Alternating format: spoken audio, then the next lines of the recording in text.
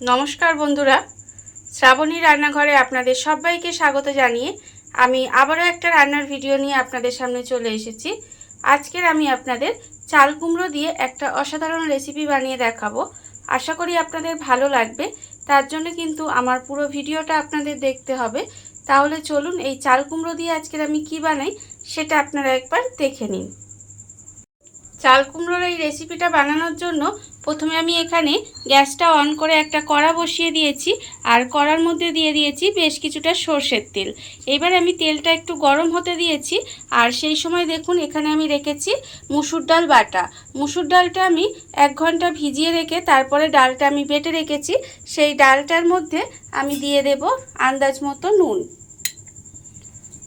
অল্প সামান্য একটু নুন দিয়ে দিলাম। দিয়ে ডালটাকে আমি খুব ভালোভাবে হাত দিয়ে ফেনিয়ে নেব। ডালটা আমি এখানে ভালোভাবে ফেনিয়ে নিয়েছি, আর অন্যদিকে দেখুন তেলটাও কিন্তু আমার খুব ভালোভাবে গরম হয়ে গেছে।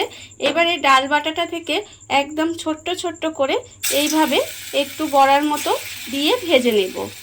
খুব ছোট ছোট করে দেব, ঠিক যেরকম বড়ি দেয় সেইভাবে ছোট ছোট করে দিয়ে একটু উল্টে পাল্টে লাল করে ভেজে নিতে হবে। ডালের বড়াগুলো আমি এখানে একটু উল্টে পাল্টে লাল করে ভেজে নিয়েছি। এবার ডালের বড়াগুলোকে এইভাবে তেলটাকে ঝরিয়ে আলাদা করে তুলে রেখে দেব।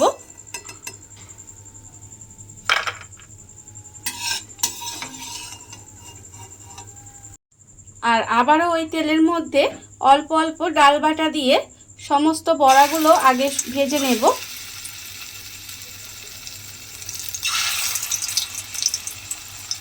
ডালের বড়াগুলো আমার সব এখানে ভাজা হয়ে গেছে। এইবারে আমি ওই তেলের মধ্যে দিয়ে দেব প্রথমে 2টো তেজপাতা।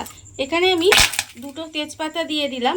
আর আমি এর মধ্যে দেব অল্প সামান্য একটু কালো জিরে ফোড়নে দিলাম। আর দেব একটা কাঁচা লঙ্কা, চেরা কাঁচা লঙ্কা একটা দিয়ে দিলাম। দিয়ে এবারে মশলাটা আমি একটু ভাজা ভাজা করে নেব। এবারে আমি এর মধ্যে দিয়ে দেব নারকেল কোড়া। এখানে আমি প্রায় 2 চামচ পরিমাণে নারকেল কোড়া দিলাম। নারকেল কোড়া দিয়ে এবারে নারকেলটা একটু তেলের মধ্যে ভেজে নেব। নারকেলটা তেলের মধ্যে ভেজে নিলে দেখবেন সুন্দর একটা গন্ধ ছাড়ে। আমি নারকেলটা একটু তেলের মধ্যে নেড়ে ভেজে নেব। নারকেলটা আমি এখানে ভেজে নিয়েছি। এইবার আমি এর মধ্যে দিয়ে দেব চাল কুমড়োগুলো। এখানে চাল কুমড়োগুলো দেখুন আমি খুব সরু সরু করে কেটে রেখে দিয়েছি। সেই চাল কুমড়োগুলো কিন্তু আমি এর মধ্যে দিয়ে দিলাম।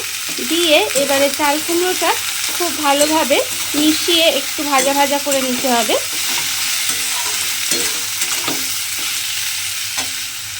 চাল কুমড়োটা আমি তেলের মধ্যে দিয়ে একটু ভাজা ভাজা মতো করে নিয়েছি।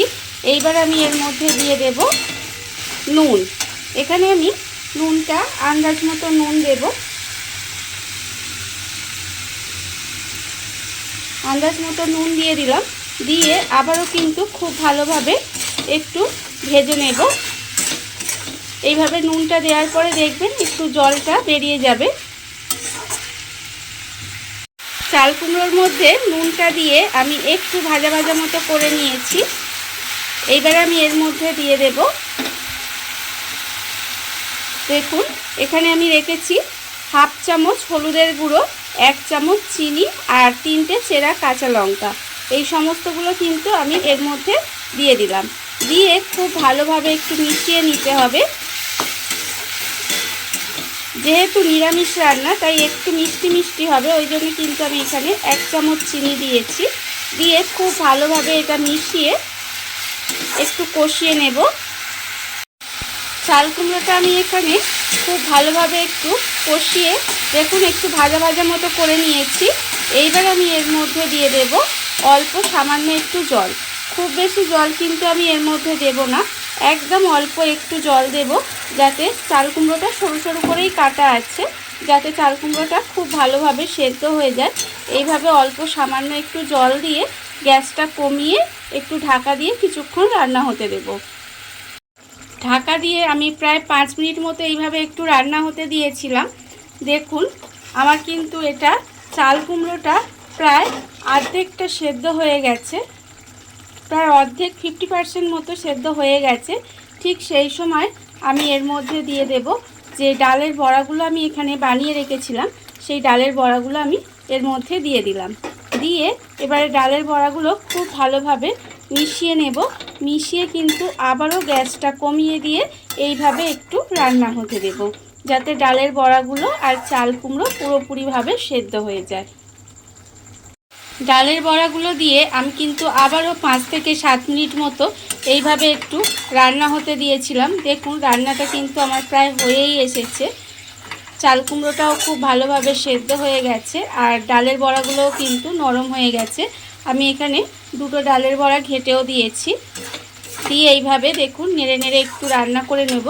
আর এই সময় আমি নামানোর আগে ওপর থেকে অল্প একটু নারকেল কোড়া ছড়িয়ে দেব। আমি দুবার ধরে নারকেল কোড়া দিলাম এখানে, কারণ প্রথমবার আমি বলেইছি যে নারকেলটা তেলের মধ্যে দিলে খুব সুন্দর একটা গন্ধ বেরোয়, এতে কিন্তু খেতে বেশ ভালো লাগে। আর এই লাস্টের বার আমি নারকেলটা দিলাম, তার কারণ হলো মুখের মধ্যে যে নারকেলটা এবার পড়বে না, দেখবেন খেতে কিন্তু রান্নাটার স্বাদ আরও বাড়িয়ে দেবে। দেখুন আমার রান্নাটা প্রায় হয়ে গেছে। এইবারে আমি গ্যাসটা অফ করে দেব। দেখুন বন্ধুরা, বাড়িতে থাকা কত অল্প উপকরণ দিয়ে কত অল্প সময় কত সুন্দর একটা চাল কুমড়ো রেসিপি তৈরি হয়ে গেছে, আপনারা দেখতেই পেলেন। আর এটা কিন্তু গরম ভাত দিয়ে খেতে ভীষণ ভালো লাগে। আপনারা একবার হলেও বাড়িতে বানিয়ে দেখতে পারেন। আর এই ভিডিওটা যদি আপনাদের ভালো লেগে থাকে, আপনারা যদি ফেসবুক থেকে দেখে থাকেন পেজটি ফলো করে দেওয়ার অনুরোধ রইল। আর যদি ইউটিউব থেকে দেখে থাকেন চ্যানেলটি সাবস্ক্রাইব করে নেওয়ার অনুরোধ রইল। তাহলে চলুন ভিডিওটা আমি এখানেই শেষ করছি। আপনারা সবাই ভালো থাকবেন, সুস্থ থাকবেন। আবারও হাজির হব নতুন কোনো রান্না নিয়ে।